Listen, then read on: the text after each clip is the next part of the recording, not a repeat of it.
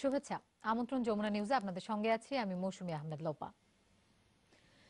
দুটি আবেদনে প্রায় 4 ঘন্টা শুনানি, এমন করেই কার্যদিবস শেষ।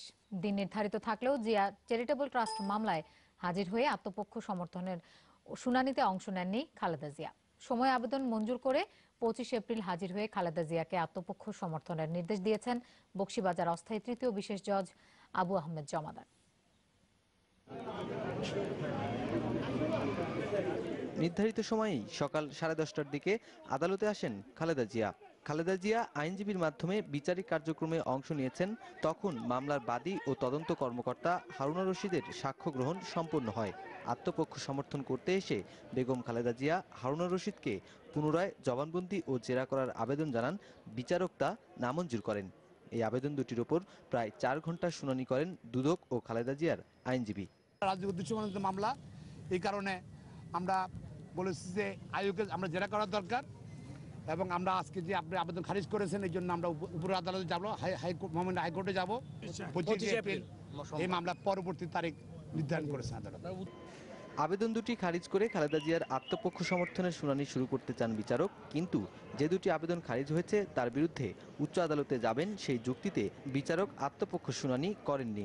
25 এপ্রিল আত্মপক্ষ শুনানির দিন ধার্য করেন। আমাদের তদন্তকারী কর্মকর্তার নিয়োগ বৈধ, এইসব বিষয় নিয়ে তারা কালক্ষেপণ করার জন্য বিভিন্ন সময় উচ্চতর আদালতে গিয়েছেন, কিন্তু কোনো আদেশই তারা উচ্চতর আদালত থেকে আনতে পারেন নাই। এবারও তারা এই ধরনের একটি কথা বলে সময়ের আবেদন করেছেন। মাননীয় আদালত উচ্চতর আদালতের প্রতি সম্মান প্রদর্শন করে উচ্চতর আদালতে যাওয়ার সুযোগ দিয়েছেন। জিয়া চ্যারিটেবল ট্রাস্ট মামলাটি বিগত আওয়ামী লীগ সরকারের আমলে দুদক দায়ের করে, যেখানে 3 কোটি টাকা আত্মসাতের অভিযোগ আনা হয়। দুদকের পক্ষে মোট 32 জন সাক্ষীর সাক্ষ্য নেওয়া হয়েছে। 2 আসামি এরই মাঝে আত্মপক্ষ সমর্থন করে অভিযোগ অস্বীকার করেছেন। বাকি আছেন খালেদা জিয়া। নুরনবী সরকার, যমুনা নিউজ, ঢাকা। আজ ঐতিহাসিক মুজিবনগর দিবস। 1971 সালের 17 এপ্রিল মেহেরপুরের বৈদ্যনাথ তলার আম্রকাননে শপথ নেয় স্বাধীন বাংলাদেশের প্রথম অস্থায়ী সরকার। দিনটি উপলক্ষে ধানমন্ডি 32 নম্বরে বঙ্গবন্ধু শেখ মুজিবুর রহমানের প্রতিকৃতিতে ফুল দিয়ে শ্রদ্ধা জানিয়েছেন প্রধানমন্ত্রী শেখ হাসিনা। এ সময় মন্ত্রিসভার সদস্যরা উপস্থিত ছিলেন। পরে আওয়ামী লীগের সভানেত্রী হিসেবেও শ্রদ্ধা জানান শেখ হাসিনা। এ সময় দলের উপদেষ্টা মণ্ডলীর সদস্য ও বাণিজ্য মন্ত্রী তোফাল আহমেদ বলেন, মুক্তিযুদ্ধের চেতনায় দেশ এগিয়ে যাচ্ছে। এতে ক্ষুব্ধ হয়ে অনেক দেশ বাংলাদেশের বিরুদ্ধে মানবাধিকার লঙ্ঘনের অভিযোগ এনেছে। তিনি বলেন, বাস্তবে ওইসব দেশেই মানবাধিকার বেশি লঙ্ঘিত হচ্ছে। পৃথিবীর বড় দেশ আমাদের বিরোধিতা করেছিল, আজকে বাংলাদেশের অগ্রযাত্রাকে তারা মেনে নিতে পারছে না। সেই কারণে মানবাধিকার লঙ্ঘনের যে কথা তারা তুলেছে, যারা এই কথা বলেছে তাদের দেশে সবচেয়ে বেশি মানবাধিকার লঙ্ঘিত হয় এবং পৃথিবীর বিভিন্ন দেশে দেশে তারা হস্তক্ষেপ করে মানবাধিকার তারা লঙ্ঘন করেছে। সকালে মেহেরপুরে পতাকা উত্তোলনের মধ্য দিয়ে শুরু হয় মুজিবনগর দিবসের কার্যক্রম। সূর্যোদয়ের সাথে মুজিবনগর স্মৃতিসৌধে পতাকা উত্তোলন করেন জেলা প্রশাসক পরিমল সিংহ। সকাল 8টায় পুষ্পস্তবক অর্পণ করা হয়। এরপর স্মৃতিসৌধে ফুল দেন আওয়ামী লীগের সাধারণ সম্পাদক ও জনপ্রশাসন মন্ত্রী সৈয়দ আশরাফুল ইসলাম, দলের উপদেষ্টা মণ্ডলীর সদস্য ও শিল্পমন্ত্রী আমির হোসেন আমু, আওয়ামী লীগের যুগ্ম সাধারণ সম্পাদক মাহবুবুল আলম হানিফ সহ দলের শীর্ষ নেতারা। এরপর শেখ হাসিনা মঞ্চে আলোচনা সভায় অংশ নেন। তারা স্মরণ করেন জাতীয় 4 নেতা সহ 71-এ প্রাণ হারানো বীর সেনানীদের।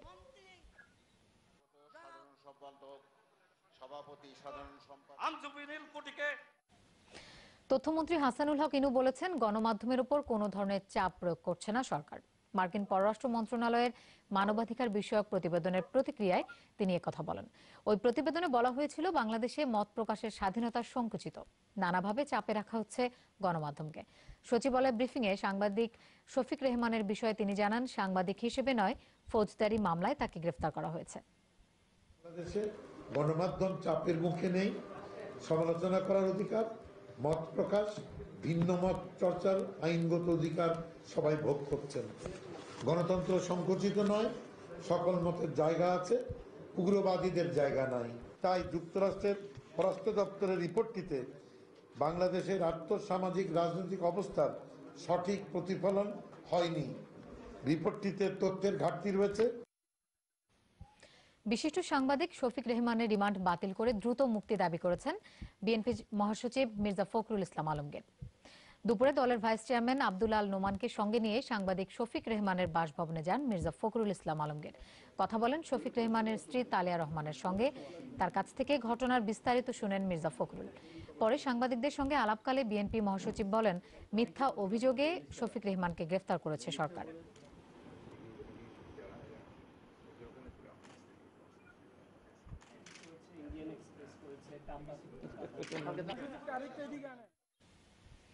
যমুনা নিউজে এবার একটা বিরতি নিচ্ছি, ফিরবো কিছুক্ষণের মধ্যে, আমাদের সঙ্গেই থাকুন। আরেকবার স্বাগত, দেখছেন যমুনা নিউজ। অর্থ বছরের প্রথম 9 মাসে জিডিপি প্রবৃদ্ধির যে হিসেব দেয়া হয়েছে তা বছর শেষে টিকবে না বলে মনে করে গবেষণা প্রতিষ্ঠান সিপিডি। কারণ হিসেবে তারা বলছে, সংশোধিত বাজেটে এডিপি কাটছাট ও রাজস্ব ঘাটতির কথা। রিজার্ভ চুরির বিষয়ে উন্মুক্ত আলোচনার সুপারিশ করেছে সংস্থাটি। রাজধানীতে নিজেদের বাজেট সুপারিশমালা তুলে ধরার সময় এসব কথা বলেন সিপিডির অর্থনীতিবিদরা। আগামী অর্থ বছরের বাজেটে অন্তর্ভুক্তির জন্য সিপিডির সুপারিশমালা তুলে ধরা হয় রাজধানীর সিরডাপ মিলনায়তনে। সিপিডির পক্ষ থেকে বলা হয়, চলতি অর্থ বছরে রাজস্ব ঘাটতি হতে পারে 38,000 কোটি টাকা। বাংলাদেশের রিজার্ভ চুরির বিষয়ে ফিলিপাইনের মতো দেশেও উন্মুক্ত শুনানি আয়োজনের পরামর্শ দিয়েছে সংস্থাটি। আর্থিক খাতের স্বচ্ছতার জন্য এ উদ্যোগ জরুরি বলে মনে করে তারা। এছাড়া পানামা পেপারস কেলেঙ্কারিতে জড়িতদের শনাক্ত করতে সরকারের মনোবল জরুরি বলে মত দিয়েছে সিপিডি। তারা মনে করে, জাতীয় বাজেট হতে হবে অন্তর্ভুক্তিমূলক, উৎপাদন, কর্মসংস্থান ও সংস্কারমুখী। লাতিন আমেরিকার দেশ ইকুয়েডরে ভয়াবহ ভূমিকম্পে মৃতের সংখ্যা বেড়ে দাঁড়িয়েছে 77-এ। আহত হয়েছে বহু মানুষ। 7.8 মাত্রার এই ভূমিকম্পে ব্যাপক ক্ষয়ক্ষতি হয়েছে অন্তত 6টি শহরে। জরুরি অবস্থা জারি করা হয়েছে এসব শহরে। এদিকে কয়েক দফা জোরালো কম্পনের পর জাপানের দক্ষিণাঞ্চলে নিহতের সংখ্যা বেড়ে দাঁড়িয়েছে 41 জনে। নিরাপদ আশ্রয়ে রাখা হয়েছে অন্তত 2 লাখ জাপানিকে। ইকুয়েডরের স্থানীয় সময় শনিবার রাত 8টায় উত্তর পশ্চিমাঞ্চলীয় শহর গুয়ায়াকুইলে প্রথম টের পাওয়া যায় কম্পন। 7.8 মাত্রার এই ভূমিকম্পের কেন্দ্রস্থল ছিল মুইজিন শহর, যার স্থায়িত্ব ছিল 40 সেকেন্ড। দেশটির ভূতাত্ত্বিক জরিপ সংস্থা বলছে, কয়েক ঘন্টায় কমপক্ষে 55টি আফটারশক রেকর্ড করা হয়েছে। সবচেয়ে ক্ষতিগ্রস্ত হয়েছে মান্তা, পোর্তোভিজো আর গুয়ায়াকুইল। এসব এলাকায় ভেঙে পড়েছে সেতু, বহুতল ভবন সহ নানা স্থাপনা। বিদ্যুৎ বিচ্ছিন্ন হয়ে পড়েছে কয়েক হাজার ঘরবাড়ি। দেশটির ভাইস প্রেসিডেন্ট জানিয়েছেন, 6 রাজ্যে জরুরি অবস্থাও জারি করা হয়েছে। উপকূলীয় এলাকা থেকে মানুষদের দ্রুত সরিয়ে নেওয়ার জন্যই সতর্কতা জারি। এরই মধ্যে 3টি শহরে নিহতের খবর পেয়েছি আমরা। নিরাপত্তা বাহিনী সর্বোচ্চ সতর্ক অবস্থায় রয়েছে। বড় ধরনের বিপর্যয় আর প্রাণহানি ঠেকানোই এখন সবচেয়ে গুরুত্বপূর্ণ। এদিকে দুদিনের বড় ধরনের কম্পনের পর অন্তত 252টি আফটারশক রেকর্ড করা হয়েছে জাপানে। প্রাণ বাঁচাতে ঘরবাড়ি ছেড়ে নিরাপদ আশ্রয়ে রয়েছেন প্রায় 2 লাখ জাপানি। দেশটির কিউশো দ্বীপের লাখ চারেক বাড়িতে এখন পর্যন্ত স্বাভাবিক হয়নি বিদ্যুৎ, গ্যাস ও পানি সরবরাহ।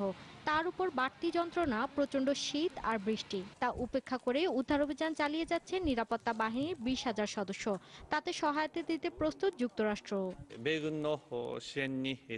আমাদের নিরাপত্তা সদস্যদের সাথে উদ্ধার ও ত্রাণ তৎপরতায় সহযোগিতা করতে প্রস্তুত মার্কিন বাহিনী। যে কোনো সময় ত্রাণবাহী মার্কিন উড়োজাহাজ দুর্গত এলাকায় পৌঁছাবে। এতে দুর্গতদের দুর্দশা কমবে বলে আশা করছি। ভৌগোলিক অবস্থানের কারণে বিশ্বের মোট ভূমিকম্পের 20 ভাগই হয় জাপানে।